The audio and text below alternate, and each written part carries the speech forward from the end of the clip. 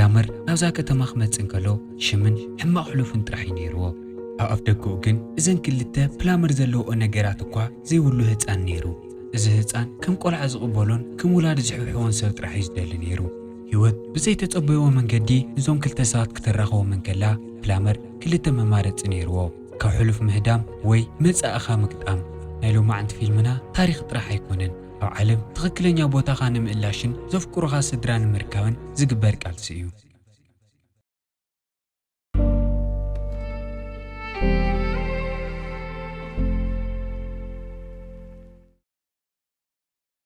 فيلمنا جمر إدي بلامر استهالو ودي نعمتات بيت مأسرت دحر مصنح نجزو انت ملاسيو جزا خويت صحن كلو إنم بيتو فيفين تقبلو مو اتمحط خفيتا ناي لبات حاقويسات حقو دحر عمتات إدي نجزو بمملاسون بتعميات حاقويسا نفتاناك قدم كفلو تمليس خاطن كلوون ولا عمتات حلف الأنبر منم نجر سلا زي تغيره تمالو أزنار خوينو يسمعو بات مشكوت كتمتن كلوون شيلت تبهال قرويتو وسودانا تجاوتت يريئة فيفيانون شيل بسودات نبرت زيتخون نعان نتسكرم سوئيان كلمة عمتات كتبارهم كم زنارت تردو أما أدي تقرهم بحد ناولعون كلوون دقوتيو سرح نخقلشن حدش نيوات نخجمرن تماخرو كبت إسرويت كوت انكلو كالتفو سرح نخراكيو تناقيرو سلازنارة أفتصوت المعالت نختما خيدو مئلاش جمرن جن كل نجار تغير نتصنح إيدي صغون سرحي نارن أحد بار كعرف مسأتيون ثم نقدم عرفتي رقمه زعوا حلف موقع يجمرو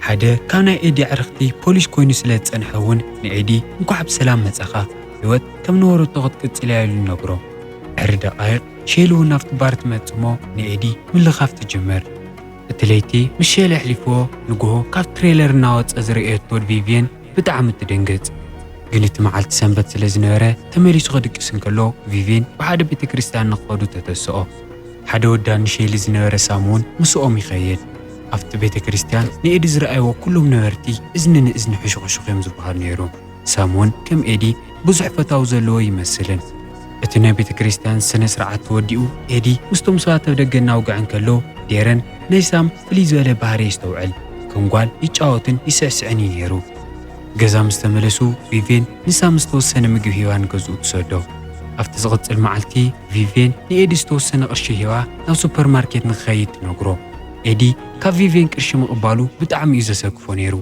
جن سرح سلازي جمرة ممارت أي نورون كافت جزا خوت انكلون شيلي مس فقرني أنا وقلنا خدت يريئة أفت سوبر ماركت مساتحة اتوم جزا سرحتني خمس دولي يفلت كحتى من كلوجن أسريت زنورة سوق قطرس لزي دليو كم استدحازين نقروه إيدا جزاخ ملسن كلو سام لنا فيفين أجرنا مشيت يتصنحو فيفينون أديونا كم زغدت سلزي تفلت سام مسؤوم كم زغمت نقرو اتمشيت إيدي سام ببامبولانا تجاوت يريمو ناودات كم زي كوني نقرو سام جن إنما يقدسون ندرار قرون كلون فيفين إيدي سرح رخي كادو إلا تحطو إيدي اتوقعنا كم زخيد اللدس لزي ولو كفت معدة تسيون دقيوت أفت ختمانا تنكساسون نايتريت سرحتني وحدت مرتيت كم زدللو يفلت مو انكيدون جيب صباحت نقوه قسقيسو يخيد كن كم تستلمده ازيوم من قبننيا مخانو مسفلتو تسرح خوف قادنياتات ينورون إيدي أف استرويت تأثير لو تسأنها 16 عمت مسمانم أسور تواعيش خمزي يفلتن صبغت صاي كم زنورن نجيرو نأتو فورك كردون كأمنوني مكر أتو فرقون كل استقالو خمز جورلون ندير دات سرح رغيوه بليش خمز دولالو نجيرو نجازو يملسو اتمشيت نسو لدرار كول عتاكيو من كلو سام نويزرو فيفين نيدت مالي كرشي سارع كان نختوليان كلخي تقاقي خيخيلو يزاروا دحر دقايق ايد سلكي دولو مو وتناي تصريت سرحتنيا بوتا نو خمستو هاوي نجرو كافت زغط المعالت اندحرون افت سام زمهارلو تمرفيت ناي تصريت سرحتنيا خوينو سراح يجمر أب الساعتون سام مسو قالات مبر مسو ودات بوزح خمزي قرارون فلد تون كلا تودات بت مخنيات نسخت عرفون كلون ما قلت بهالممر كل جزئات كلا خللو حد سنبت أبيت كريستيان بتصحمنا تمرسون كلو فيفين أديو سلازي تملست سام ناونا منجست تكال كتركو خمزلوا نيدي تمخرو نقوه إيدي خامدك أسخط السئن كلو سام نايو قالات تي في شو نارئي ببامبولانا تجاوتي يتصنحو ويزورو فيفين حجون دكيسا خمزلاي نقرومو إيدي تجأني قلنا قوية خيدي رئي ناوشت آتيو أفتح عراد دكيسا غريقان كلون لعلو كل زفارو حنقر حق خمس تغيري يفلد ቪቪን ኣብታ ከተማ ካብ ዝፍተዩ ሰባት ስለ ዝነበረት ብዙሕ ቀባሪኢ ነይሩዋ። ግን ከም ኤድን ከም ሳምን ዝተረበሸ ሰብ ኣይነበረን። ኣቶ ፎርክ እውን ንኤድ ኣብቲ ሓዘን ይረኽቦ እሞ ኣብቲ ዝቕፅል መዓልቲ ናብ ስራሕ ክመፅእ ከም ዘይብሉ ይነግሮ። ገዛ ምስ ተመለሱ ሳም ብጣዕሚ ሓዚኑ ስለ ዝነበረ ናይ ቪቪን ናይ ሜክኣፕ ቦርሳ እናፈተሸ ይጸንሕ። ኤዲ ንዑ ሓንቲ ከይተዛረበ ናብ ባሪ ከይዱ እሞ ኣምሽዩ ሰኺሩ ይምለስ። ቪቪን ዝሞተት ኣይትመስልን ኩሉ ንብረታ ኣብ ዝተለመደ ቦታ እዩ ነይሩ። ኤዲ እውን ርጊዕ ኢሉ ኣብቲ ሶፋ ይድቅስ። እቲ ዝቕፅል ንግሆ ኤዲ ንሳም ንብረቱን ጥርንፍ ነጊሩ ናብ መኪና ሰቒሉ ሕወስዶ እንከሎ ንምንታይ ከምኡ ከም ዝበሎ ይጭነቕ። ለካ ኤዲ ኣዲኡ ስለ ዘይተመለሰት ሳም ናብ ፖሊስ ከረክቦ እዩ ናብ ዓርኩ ኸይድነ። ኣዲኡ ንኽልተ ሰሙን ዝኣክል ምንም መልእኽቲ ዘለ ዘይነበራ እቲ ህፃን ብመንግስቲ ንኽዓቢ ናብ ሓደ ድርጅት ከም ዝውሰድ ይነግሮ። ሳም ኤዲ ሓዲግዎ እናኸደ ክርኢ እንከሎ ብጣዕሚ ይጭነቕ። ሓዲግዎ ክኸይድ ሓሲቦ መኪኑ ይበፅሕ እሞ ግን ኣመና ስለ ዝሓዘነሉ ተመሊሱ ገዝኡ ሒዝዎ ይመፅእ። ሕዚ ኤዲ ናይ ነብሱ ዘይኮነስ ናይ ሳም ሓላፍነት እውን ክወስድ እኒዎ። ግን ሳም እውን ብጣዕሚ ጽቡቕ ሓጋዚ ኮይኑ ይጸንሕ። ማንም ሰብ ከይሓጎዞ ቁርሲ በሊዑ ኤዲ ከይሰምዐ ናብ ባስ ይስቀል። ኤዲ እውን ተረጋጊዑ ናብ ስርሑ ይኸይድ። እቲ ቀትሪ ናይ ሳም መምህር ኣብ ከመይ ኩነታት ከም ዝነብርሎ ንምርኣይ ሒዛቶ ንገዛ ትመጽእ። ኤዲ እውን እታ ዘይተጸበየት ጋሻ ምስ ረአየ ብጣዕሚ ይጭነቕ። ንኤዲ እውን ከመይ ትከታተሎ ዘለኻ ዝቆልዓ ኣዲኡ ኣሰራይ ትፈልጥ እንዶ ኢላ ትሓቶ። ከም ዘይፈልጥ ምስ ነገራ እውን እንድሕር ዝኾነ ሓገዝ ኣድልይዎ ንኽድውለላ ስልኪ ሓዲጋሃሉ ትኸይድ። እቲ ምሸት ግን ኤዲ ንሸይሊ ክድውለላ ሙሉእ ለይቲ እኳ እናሞከረ እንተሓደረ መልሲ ኣይረኸበን። ንዚ ቆልዓ ካብ ዝበለፀ ሓላፍነት ክወስድ ኣይደልየን፣ ግን ካብኡ ንላዕሊ ዝቐርቦ ሰብ የብሉን። ምሸት ክድቅስ እናተዳለየ እውን ሳም ንኤዲ ኣዴ መዓዝ ከም ትምለስ ትፈልጥ ዶ ኢሉ ይሓቶ። ኤዲ ግን ነዚ ሕቶ ምንም መልሲ የብሉን። ኤዲ ንባዕሉ ኣዲኡ ከም ዘይፈልጣን ነዊሕ ግዜ ዝፈልጦ ነበረ ብኡ ቅድሚ ዝተወሰነ ግዜ ስለ ዝሞተ ከም ዝናፍቆ ይነግሮ። ንሳም ድሓን ሕደር ኢሉ እውን ናይ ስድሮኦም ፎቶ ኣልበም እናገላበጠ ምርኣይ ይጅመር። ኣብ መንጎት ፎቶታት እውን ብሽሙ ዝተፀሓፈ ጋዜጣ የርኢ። ኣብ ጊዜኡ ብጣዕሚ ጎበዝ ናይ ፉትቦል ተጫዋታ እዩ ነይሩ፣ ግን ሕሉፍ ንመጻኢ ክንድኡ ጥቕሚ ኣይነበሮን። ንግሆ ንሳም ትምህርቲ ሒዝዎ እናኸደ እንከሎ ካርቶን ፊልሚ ምርኣይ ልዕሊ ኩሉ ነገር ከም ዘሐጉሶ ንኤዲ ይነግሮ። ቀትሪ ኣብቲ ትምህርቲ ቤት ምስ በፅሑ ሰበይቱ ንኮል ዝኾነት ሉሲንዳ ሳም ምስ ጎሎም ንኽጫወት ፈቓደኛት ኮይኑ ትሓቶ። እዚ ተሓቶ ዘላ ኣቦኡ ንሳም ስለ ዝመስላ እዩ። ኤዲ እውን እንከይተጋግአ ፈቓደኛ ይኸውን። ንምሸቱ ከምቲ ዝተሰማምዕዎ ሳም ንገዝኡ ንኽወስድ ይመፅእ። ሉሲል ንገዛ ንኽኣቱ ምስ ዓደመቶ ግን ዘይምእታይ ማሊ መማረፂ ኣይነበሮን። ምስቶም ቆልዑት ቡናን ሻህን ይጫወቱ እሞ ካብቲ ገዛ ክወፅእ ከሎ ብጣዕሚ እዩ ደስ ይልዎ። ንምሸቱ ንሳም ሒዝዎ ናብ ናይ ፉትቦል ጨዋታ ስታድየም ይኸይድ እሞ ከመይ ዓይነት ተጫዋታይ ከም ዝነበረ ይነግሮ። በጋጣሚ ማገኡ ትጸንሕ እሞ ብሓደ ቦሊንግ ንክኸዱ ተሓቶም። እቲ ኩዕሾ ክሪኡ ኣብቲ ስታድየም ኣትዮም ኮፍ ክብሉ እንከለዉ እውን ዓርኩ ዝኾነ ዴርል ሸይሊ ሕማቕ ሰብ ምዃናን ናብኣ ንኸይቐርብን የጠንቅቆ። ግን ኤዲ ንሳም እምበር ንሸይሊ ምንም ከም ዘይግደስ ስለ ዝፈልጥ ምንም ኣይተጨነቐን። እቲ ሜዳ ብተጫወቱ መሊኡ እናተኸታተልዎም እንከለዉ ሓደ ካብ መንጎኦም ናይ ኤዲ ሪከርድ ምስ ሰበረ ይሰምዕ። ጽኒሕ ኢሉ እውን ናይቲ ዝቆተሎ ሰብ ወለዲ ኣበይ ከም ዘለዉ ንዴረል ይሓቶ። ዴረል ግን ሕሉፍ ምርድካር ግደፎ ህይወትካ ነበረ ኢሉ ደጊሙ ንኸይሓቶ ይነግሮ። እቲ ምሸት ንሳም ገዝኡ ምስ ኣውፅሖ ናብ ባር ተመሊሱ ምስ ኣዕሩኽቲ ምስታይ ይጅመር። ዴረል ብጣዕሚ ሰኺሩ ስለ ዝነበረ ስነ ስርዓት ዘይብሎም ቃላት ምዝራመት ጀመረ። ኤዲ ሒዝዎ ንገዝኡ ይኸይድ። ንግሆ እውን ሳም የተስኦሞ ምስ ማጊ ቦሊንግ ክጫወቱ ከም ዝኸዱ የስታውሶ። ሳም ቦሊንግ ብምጭዋት እናተዘናግዐ እንከሎ ኤዲና ማጊ ሓደ ፀግዒ ይውግዑ።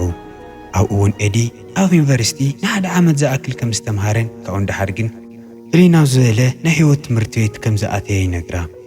ማጊ እውን ብተረኣ ሓዳር ከም ዘይኮነላን ድሕሪ ፍትሕ ናብ ስድራ ክትቀርብ ከም ትሞክርላን ትነግሮ።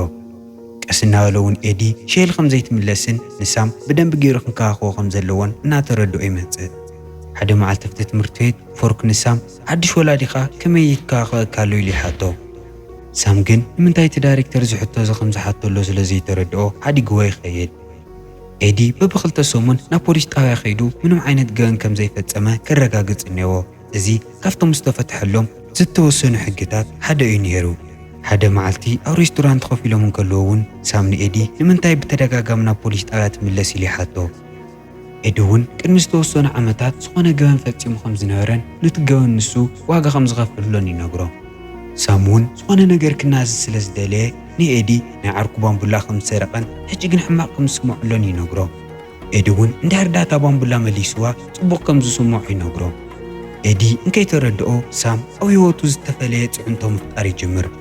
ህይወት ንምንባርን ፈተንቲ ሰዓት ንምሽጋርን እውን ወሳኒ ምኽንያት ይኸውን። ንግሆ ቁርሲ እናዳለዩ ከለዉ ኤዲ ንሳም ብጥዕንኡ ጽቡቕ ስለ ዘይኮነ ምቁርት ነገር ጥራይ ንኸይበልዕ ይነግሮ። ከምቲ መኺርዎ ነበረ እውን እታ ሰረቓ መጫወቲት ናብ ነበረታ ይምልሳ። ናይ ሳም ልደት ክኣክል እንከሎ እውን ማግና ኤሚሊ ጽቡቕ ክምናያሉ ይመጻ። ኤዲ ከም ውህብቶ ጊታር እሞ ሳም ዋላ ሙዚቃ ምጭዋት ይፍተ እታ ጊታር ግን ብጣዕሚ ደስ ትብሎ። ኣብ ደገና ተጫወቱ እንከሎ እውን ማግኒ ኤዲ ብዛዕባ ኣዲኡ ዝኾነ ሕቶ ተሓቶ። ኤዲ እውን 5 ዓመቱ እንከሎ ሓዲጋቱ ከም ዝሃደመትን ቪቪን ነዲኡ ተኪኣ ከም ዘዕወየቶን ይነግራ። ደብዳቤታት ንኽሰርዕ እናሓገዞቶን ከላ እውን ብዛዕባ ናይ ቪቪን ውርሲ ንኸጻሪ ሓደ ጠበቓ ንኽድውለሉ ከም ዝነገሮ መልእኽቲ ይረኽቡ። ደው ኢሉ ሰምዖ ነገር ግን ምንም ይሐጎሶን። ምኽንያቱ ቪቪን ኩሉ ገዛኣን ንብረታን ንቤተ ክርስቲያን ሓዲጋቶ እያ ኸይዳ። ኤዲ እዚ ኸብድ ዜና እዚ ምንም ኣይተጸበዮን። እቲ ገዛ ምስ ተሸጠ እውን ካብኡ ንኽወፅእ ኤዲ 30 መዓልቲ ጥራሕ እዩ ተዋሂብዎ። እቶም መማህርቱ ንዕኡ ስለ ዘይመስሉ ንሳም ብተደጋጋሚ ይድንድንዎ። ኤዲ እዚ ምስ ረአየ እውን ነቶም ቆልዑት የባርሮም እሞ ነብሱ ኸመይ ገይሩ ክከላኸል ከም ዘለዎ ይነግሮ። ገዛ ምስ ተመለሱ ሳም ናብቲ ኩሉ ግዜ ዝከታተልዎ ናይ ቴሌቪዥን ሾው ደብዳቤ ክጽሕፍ ከም ዝደሊ ይነግሮ። ኤዲ ንሳም እቲ ቻናል ናይ ጓላት ምዃኑ ነጊሩ ከእሙኖ ይሙክር። ግን ሳም ሕጂ እውን ምንም ኣይመስሎን። ናይ ሃሎዊን በዓል መዓልቲ ክኣክል እንከሎ እውን ናይ ልዕልቲ ክዳን ይመርጽ እሞ ኤዲ ንኻሊእ ንኽመርጽ ይምኽሮ። ኣብቲ ድኳን እንከለዉ እውን ሓንቲ ዓባይ ሰበይቲ ትመጽ እሞ ንስኻ ቀታሊ ሰብ ኢኻ ቆልዓ ክትንከባኸቡን ይግበአካን ኢላ ትጻረፎ። እዚ ሰምዐት ሳም ብጣዕሚ ይናደድ እሞ ኤዲ ጥዑይ ሰብ እዩ እስኸ ይምልከተክን ኢሉ ባዕሉ ይምልሰላ። ኤዲ ሳም ጽቡቕ ሰብ ኢሉ ስለ ዝሓስቦ ጥራይ ግን ብጣዕሚ ይሕጐስ። ዝበለጸ ንኽጥዕ እውን ሓያል ሞራል ይኾኖ። ናይ ሃሎዊን መዓልቲ ምስ ኣኸለ ኤዲ ካሊእ ክዳን ንኽመርጽ ከእምኖ ስለ ዘይከኣለ ናይ ሳም ውሳነ ተቐቢሉ ናይ ልዕልቲ ክዳን ተኸዲኑ ይኸይድ። ኣብ ክላስ ግን እቶም ካልኦት ወዳት ናይ ልዕልቲ ክዳን ገይሩ ስለ ዝመጽ ይቕልድሉ። ማጊ ግን ንሳም ክትሕግዞ ስለ ዝደልየት ናይ ወዲ ክዳን ተኸዲና ትመጽእ። ምሸት ማጊ ኤዲና ሳም ብሓደ ድራር ንኽበልዑ ንገዛኣ ትጋብዞም። ዝነበራ ጠቕላላ ድፍረት ኣኪዋ እውን ንኤዲ ብምንታይ ናብ እስሬት ከም ዝኣተየ ትሓቶ። ኤዲ ሕቶኣ ንምምላስ ዋላ ብጣዕሚ ይጸገም፣ ግን ዝነበሮ ጥንካረ ይእክብ። ኣብ ዩኒቨርሲቲ ብጣዕሚ ጎበዝ ተጫዋታ እዩ ነይሩ። ሓደ መዓልቲ እግሩ ምስ ተወቕዐ ግን ኩሉ ሰብ ሓሳብ ረሲዕዎ። እቶም ደኳትር ደጊሙ ፉትቦል ክጫወት ከም ዘይኽእል ምስ ነገርዎ ብጣዕሚ ይደሃል። ንገዝኡ ተመሊሱ እውን ሞራል ዘይብሉ ህይወት ምንባር ይጅምር። ኣቦኡ ኣብ ካዝኖ ብዙሕ ቅርሺ ከም ዘለዎ ኩሉ ግዜ ዝጉረን ዓርኪ ነይርዎም። ሓቂ ዝመሰሎም ኤድን ኣዕርኽቱን እውን ንኽሰርቅዎ ናብቲ ገዛ ሓደ ምሸት ይኣትዩ። ግን በዓል ዋናት ገዛ ካብቲ ዝተጸበየዎ ሰዓት ኣቐዲሙ ይምለስ። ካልኦት ኣዕርኽቱ ክሃድሙ እንከለዉ ኤዲ ኣብታ ሰዓት ናይ መጠረሻ ዝዓበየት ጌግኡ ይፍጽም፣ ብሓይሊ ይወቅዕዎ። እዚ እናውግዑ እንከለዉ ሳም ደቃስ ወሲድዎ ስለ ዝነበረ ማጊ ኤዲ ኣብቲ ገዛ ንኽሓድር ትዕድሞ። ኣብቲ ዝቕጽል መዓልቲ ትምህርቲ ምስ ወድኡ ኤሚሊ ንሳም ደጊማ ንገዛኣ ትዕድሞ። ኣብ ዕረፍቲ ሰዓቱ ኤዲ ንሳም ከመይ ኢሉ ሕጋዊ ዋሕስ ክኸውን ከም ዝኽእል እናመርመረ ይጸንሕ። ድሕሪኡ ንማጊ ክረኽባ ናብ ክላስ ይኸይድ እሞ ናይ ቪቪን ንብረት ንቤተ ክርስቲያን ንኽወስዱ ንኽትሕግዙ ይሓታ። ኣብ ገዛ ኮፍ ኢሎም እንከለዉ ግን ሳም እናኸየ ናብቲ ገዛ ይኣቲ። ለካ ዴርል ደስ ዘይብል ነገር ተዛሪቡ የውኪዎ። ኤዲ ብጣዕሚ ተናዲዱ ክዛረቦ ስለ ዝደልየ ፈጢኑ ናብቲ ባር ይኸይድ። ዴርል ንኤዲ ምስ ረአዮ ዘይተለመደ ነገር እዩ። እቲ ቆልዓ ገለ ችግር ኣለዎ ኢሉ ከም መኻኒ ይሞክር። ግን ኤዲ ፈጺሙ ከም ዘይደግም ብደንቢ ገይሩ ቐጥቂጡ የምህሮ። ገዛ ምስ ተመለሰ ማጊ እንታይ ከም ዝተፈጠረ ብደንቢ ገይሩ ተረዲእዋ። ነገራት ብሰላማዊ መንገዲ ስለ ዘይወድኦም እውን ተናዲዳ ተባኢሳቶ ንገዛኣ ትኸይድ። ንግሆ ሳም ንኤዲ ዴርል ሕማቕ ሰብ እዩ ንስኻ እውን ኣይተጋጋኻን ኢሉ ከጽናዕንዖ ይሞክር። ኤዲ እውን ንሳም ናብቲ ዝፈትዮ ናይ ካርቶን ድርጅት ደብዳቤ ንኽጽሕፍ ይሕግዞ። እዚ ቅድሚ ሕጂ ማንም ሰብ ደጊፍዎ ዘይፈልጥ ዓብዪ ናይ ሳም ሕልሚ ስለ ዝነበረ ንኤዲ ልዕሊ መጠን ክፈትዮ ይገብሮ። ሃንደበት ግን እቲ ማዕጾ ይኹሕኩሕ ሼሊ ገጻ ተወቂዓ ከም ዝመጸት የርዩ። ወዳ ኸይዘከረት ነዋርሕ ዋላ ጠፊኣ ጽናሕ ደኣ እምበር ሕዚ ንሳም ክትወስድ እያ መጽያ። ሳም ምንም ደስ የብሎን ነይሩ። ግን ኤዲ ኣብ ዝደልዮ ሰዓት ክመጽእ ከም ዝኽእል ነጊሩ ተጸናንዖ ይፍትን። ክልቲኦም ዋላ ብጣዕሚ ይሕዘኑ ደኣ እምበር ሳም ካብ ወዲኡ ክፍለ ከም ዘይብሉ ብደንቢ ይርድኦም እዩ። እታ ዝተዋሃበቶ ጊታር ምስ ረአየት እውን ናይ ወዳ ልደት ከም ዝረስዐት ተስታውስ። ሳብ ከም ዝኸይድ እንድሓር ኤዲ ብጣዕሚ ተረቢሹኒ ብዛዕባ ንኸይሓስብ እውን ክንዲ ዝተኻእሎ ኣብዚሑ ክሰርሕ ይሙክር። ድፍሮ ተኣኪቡ እውን ናብ ማጊ ይኸይድ እሞ ሼሊ ከም ዝተመለሰትን ንሳም ከም ዝወሰደቶን ይነግራ። ሓዘኑ ንምውፃእ ንኽሰቲ ናብቲ ባር ይኸይድ። ግን ሓንቲ ቤራ ምስ ኸፈተ ሓሳቡ ቀይሩ እንከይጠዓማ ይወፅእ። ቀትሪ ሳም ኣብቲ ኣብ ደገ ኮፍ ኢሉ ይጸንሕ እሞ ሰብኣያ ንሼሊ እታ ግብብትኡ ከም ዝደርወየሉ ይነግሮ። ኤዲ ግን ንሳም መጽናዕኒዑ ነትምህርቲ ክወስዶ ይንሓስበ ነይሩ። ሳሙን እሱ ነዲኡን ናብ ካልእ ከተማ ክኸዱ ከም ዝኾኑን ንሓድሽ ትምህርቲ ቤት ከኣቲ ክግደድ ምዃኑን ንኤዲ ይነግሮ። ኤዲ ሙሉእ መዓልቲ እንታይ ከም ዝፍጠርሎ ስለ ዘይተረድኦ እናሓሰበ ይውዕል። ኣርሒቑ ንጀሪ ክሪኦ እንከሎ እውን ከም ሼሊ ዝበለ ሕማም ዘለዎ ሰብ ምዃኑ ስለ ዝተረድኦ ብጣዕሚ ይጭነቕ። ምሸት ካብ ስራሕ ክምለስ እንከሎ ግን መንግስቲ ካብ ኢድ ሼሊ ንሳም መንጢሉ ከም ዝወሰዶ ይፈልጥ። ሼሊ ክትበክን ከላ እውን ሳም እናብ ጎየና ፖሊስ ጣብያ ይኸይድ። እታ ፀንሐት ፖሊስ እውን እቲ ህፃን ክትወስዶ ተደሊኻ ኣብ ቀዳም ናብ ቤት ፍርዲ ምፃእ ኢላ ትነግሮ። ሽዑ መዓልቲ እቲ ዳኛ እቲ ህፃን ምስ መን ከም ዝዓቢ ክውስን ኢላ ትነግሮ። ምሸት ናብ ናይ ሼሊ ገዛ ይኸይድ እሞ ናይ ሳም ሓላፍነት ንዕኡ ንኽትወ ይሓታ። ሼሊ እውን ብጣዕሚ ተናዲዳ ንስኻ ካማይ ብምንታይ ትሕሽ ኮንካ ኢላ ተፃሪፋ ትሰዶ። ኤዲ ብጣዕሚ ሓሚምክ ስለ ዘለኺ ወዲ ከይክምልሰልክን ኢሉ ከእምና ይሙክር። ሼሊ ግን ንወዳላ ዘይትጎድፎ ሱስ ከም ዘይብላ እናተዛረበት ንኤዲ ካብቲ ገዛ ባሪራ ተውፅኦ። ናማ ግዜ ምኻድ ካልእ መማረፂ ኣይነበረን። ኣብቲ ቀዳም መዓልቲ እውን ብሓደ ናብቲ ቤት ፍርዲ ይኸዱ። እታ ዳኛ ኤዲ ብጣዕሚ ከም ዝተቐየረ ዋላ ትፍለጥ ናይ ባዕሉ ገዛ ክሳብ ዘይሓዘን ጥሉል ስራሕ ክሳብ ዘይብሉን ንሳም ክወስዶ ከም ዘይኽእል ትነግሮ። ኤዲ እውን እናኸየ ሰብ ገዲፍካ ክኸይድ እንከሎ ከመይ ከም ዝስማዓካ ይፈልጥ እየ። እዚ ቆልዓ ከምኡ ንኸይስምዖ ኣነ ክዕግዞ ፍቐድለይ ኢሉ እታ ዳኛ ይልምና። ግን እታ ዳኛ ሕዚ እውን ፍቓደኛ ኣይነበረትን። ሃንደበት ሼሊ ናብቲ ውሽጢ ክፍሊ ተኣቱ እሞ ነታ ዳኛ ወዳ ንኽምልሰላ ምልማን ትጅምር። ዘይከም ኤዲ እታ ዳኛ ንሳም ስለ ዝሓግዘ ንህሉ ሼሊ ሒዛቶ ንገዛ ንኽትምለስ ትፈቕደላ። ካብቲ መዓልቲ እሱ እንዳሓር ሼሊና ጄሪ ክበኣሱ እንከለዉ ኤዲ ኣብ ገዝኦም ኮይኑ ይሰምዖም። ሼሊ ናብቶም ናይ ቀደም ሕማቓት ሱሳታ ከም ዝተመለሰት ምስ ፈለጠ ንሳም ሒዝዎ ካብታ ከተማ ይወፅእ። ኣብ ሓደ ናይ ንዳድ ጣብያ ምስ በፅሐ እውን ንማጊ ይድውለላ እሞ ሼሊ ናብ ፖሊስ ጣብያ ሪፖርት ከም ዝገበረቶ ይፈልጥ። ሕዚ ኣብ ቀረባ ግዜ ካብ እስር ቤት ዝወፅእ ወዲ ምዃኑ ከይኣኽሎ ብፖሊስ ደጊሙ ይእለሽ ኣሎ። ኤዲ ንሳም ምንም ሕማቕ ነገር ከም ዘይፍለጥ እናነገረ ሒዝዎ ናብ ፖሊስ ይምለስ። ኮል ሼሊ ሓሽሽ ተጠቒማ ኣብ ፅቡቕ ጥዕና ከም ዘየላ ስለ ዝፈለጠ ንሳም ናብ ማጊ ይወስዶ። ኤዲ ግን ቆልዓ ብምጥላፍ ተኸሲሱ ተኣሲሩ ይውሰድ። እዚ ዝረአየ ሳም ነቶም ፖላዊስ ንኽሰድዎ እናለመነ ነዲኡ ፈታቱ ከም ዘይፈልጥ ደጋጊሙ ይነግራ። ኤዲ ደጊሙ ናብ እስር ቤት ምእታዊ ዋላ ብጣዕሚ ትሕዘኖ ትኽክለኛ ነገር ስለ ዝገበረ ግን ምንም ኣይተናስሐን። ይኹን ደኣ እምበር ኮል ናብቲ እስር ቤት ይመጽእ እሞ ሼሊ ክሳ ስለ ዘለዓለት ክወፅእ ከም ዝኽእል ይነግሮ። ካብ እስር ቤት ምስ ወፀ መጀመርያ ዝገበረ ነገር ንሳም ንኽርኢ ናብ ማጊ ምኻድ እዩ። ድሕሪ ደቓይቕ ሼሊ ናብቲ ገዛ ትመጽእ እሞ ወዳ ክዛረባ ከም ዘይደሊ ይነግሮም። ሼሊ ንነዊሕ ግዜ እናሓሰበ ድሕሪ ምጽናሕ ኤዲ ጥዑይ ሰብ ኮይኑ ስለ ዝረኸበቶ ሓላፍነትን ወሕስን ንዕኡ ክትህቦ ወሲና። እዚ ውሳነ ንዓኣ ብጣዕሚ ከቢድ ነይሩ። ግን ንወዳ ዝሐሸ ነገር ስለ ዝደለየት ዝበለፀ ነገር እሱ ኮይኑ ይርከብ። ሳም ከመዲኡ ንመጨረሻ ግዜ ንሼሊ ሓቕፋ እሞ ኤዲ ኣቦኡ ኮይኑ ህይወቶም ምንባር ይጅምሩ። ስሩሕ እውን ጽቡቕ እናኾነሉ ይኸይድ ስለ ዝነበረ ሓድሽ ገዛ ገዚኦም እናኣተዩ እናረኣናዮም እቲ ፊልም ይውዳእ። በቲኹምዎ ትኮኑ ተስፋ ይገብር። ንቻናልና ሓደሽቲ ኮይንኩም ሳብስክራይብ፣ እዚ ቪድዮ ድማ ላይክ ኢልኩም ምሕላፍ ከይትርስዑ። ደጊምና ሰንራኸብ ሰናይ ጻንዒት።